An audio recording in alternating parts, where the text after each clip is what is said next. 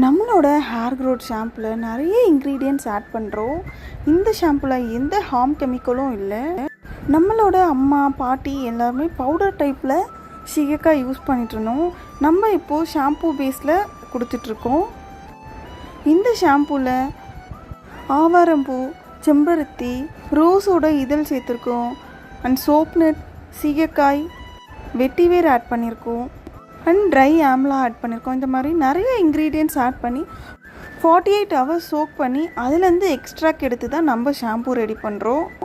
So உங்களுக்கு extreme hair fall இருந்தால் கூட இந்த ஷாம்பு யூஸ் பண்ணுங்கள். வித்தின் 1 வீக்லேயே ஹேர் ஃபால் கண்ட்ரோல் ஆகும் அண்ட் ஹேர் க்ரோத் வரும்.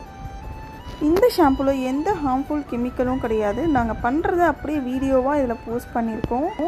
இந்த கலர் கூட நம்ம செம்பருத்தி எக்ஸ்ட்ராக்ட்லேருந்து எடுக்கிற கலர் தான். ஸோ இந்த ஷாம்பு உங்களுக்கு வேணும்னா மறக்காமல் ஆர்டர் ப்ளேஸ் பண்ணுங்கள்.